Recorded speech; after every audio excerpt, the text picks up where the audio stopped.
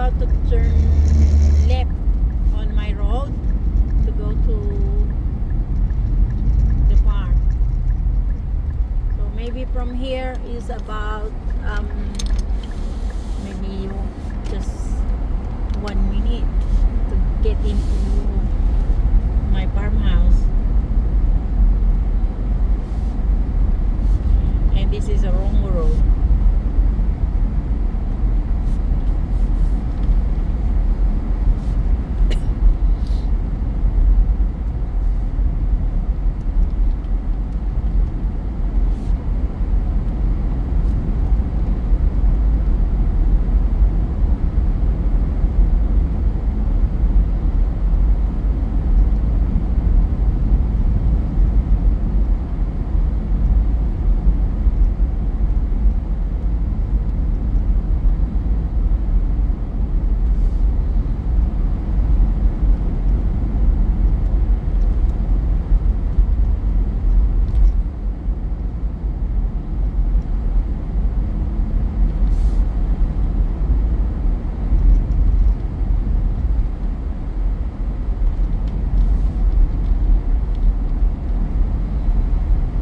This is my home.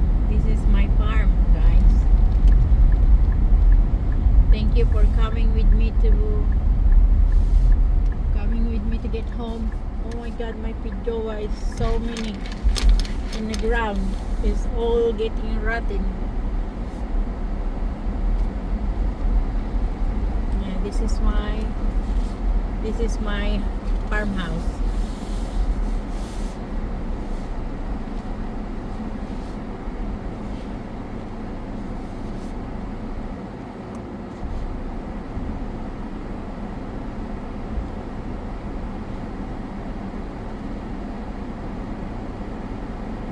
Okay guys, I'm going to show you around. This is my house. This is my little garden. Yeah.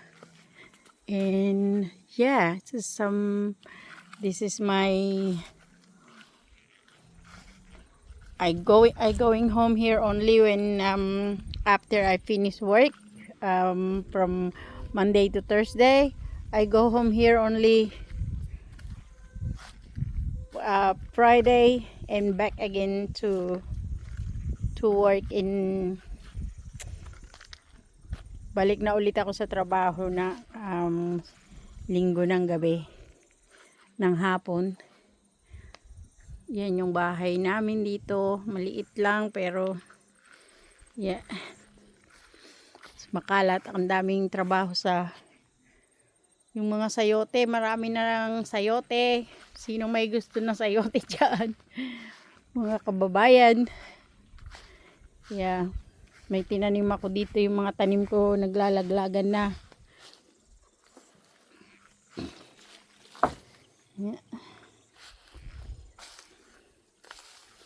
Yung aking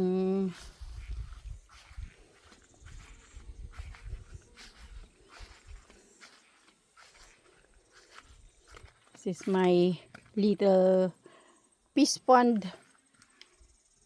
Babaguhin ko na din yan kasi yeah, that's yan ang part ng bahay ko dito sa farm. Yung aking kalamansi parang may bunga pero kukunti lang yung bunga ng kalamansi ko.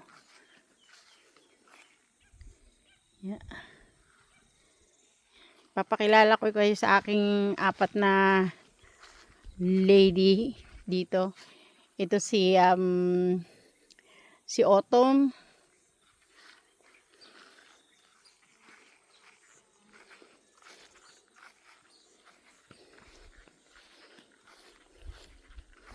Ito naman si Summer.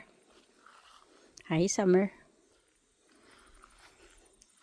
Yung palibot ng bahay, makalat pa din.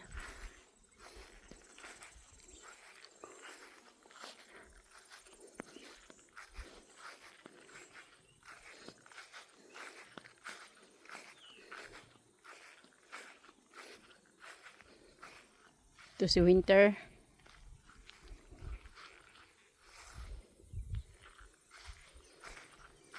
Nagtatry akong magtanim ng dragon fruit dito sa New Zealand. So, sana mamunga siya.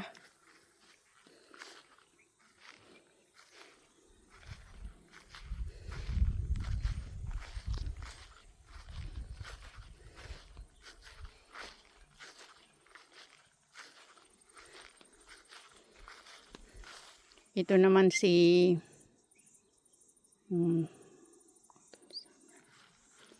autumn, summer, winter.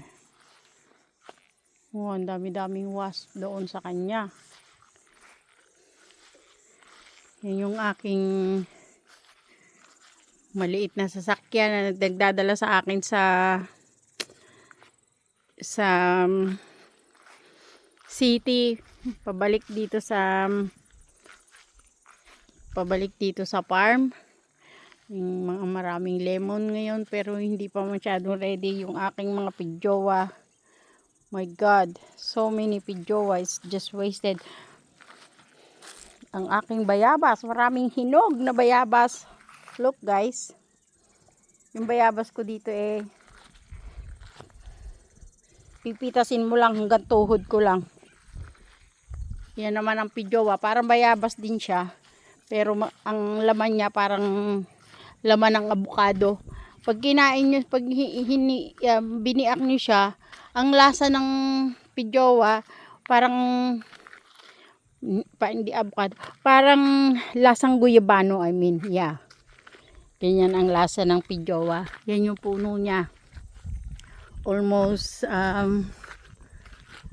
parang 30 years na yung puno na yan.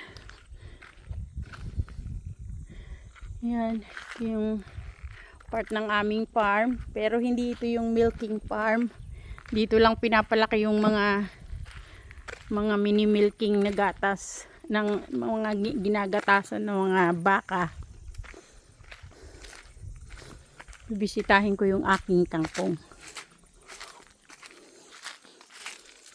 Yung aking kangkong medyo dumadami na din siya.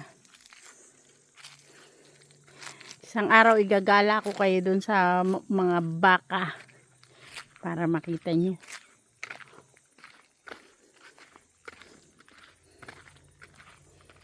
Yung mga traktor namin, yung sasakyan, wala dito yung hobby ko. Yung aking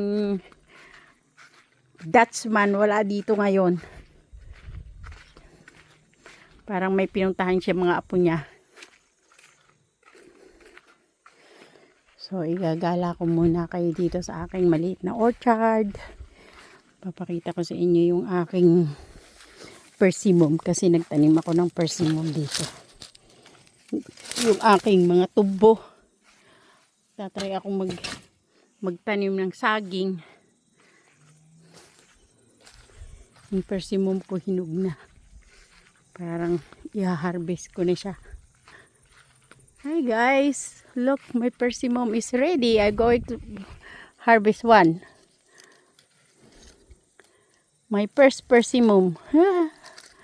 Nice. Yung iba hindi pa masyadong ready. Itong mga peaches ko at saka itong mga peaches to, wala na, naubos na. Ito namang malaking puno na to, mga plum. Iba-ibang klaseng plum. Mga walnuts. Puno ng walnuts. Plum. Tingnan ko ulit yung bayabas ko. Guys, ang dami ko na naman bayabas dito kung hinugo. Look. Maliliit pa siya pero marami siyang bunga guys. Avocado. 2 walnuts.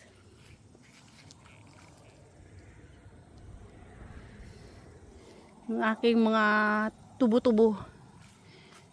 Mga sugar cane. Yung aking konting garden.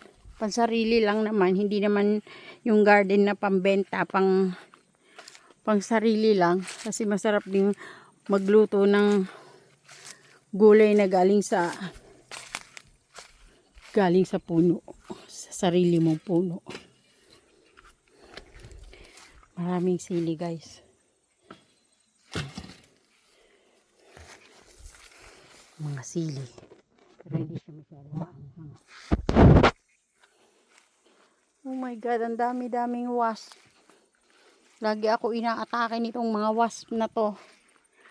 Yung papasok na tayo sa bahay, guys. Kunin ko lang yung aking mga pinamili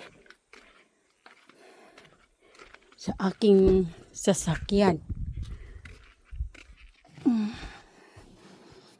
I'm going to just open the house first.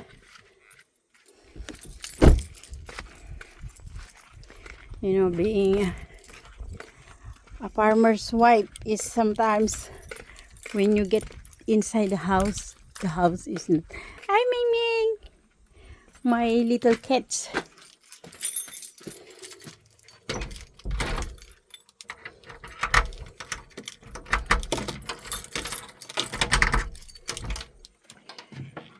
Yeah, this is my house, guys.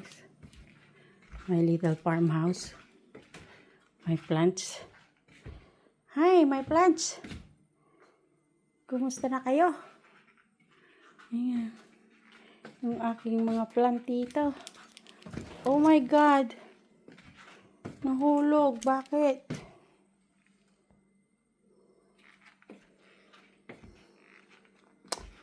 Not very nice.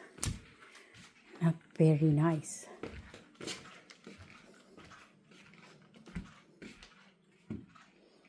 Ang aking maliit na sala. Makalat po. Pasensya na po. Dito ko na lang muna po tatapusin yung aking video dahil ako po muna maglalabas ng aking mga pinamili. At gagawa po ulit ako ng video mamaya. Naku, haba na pala ng video ko. Sorry guys. See you next time. See you in my next video. Bye.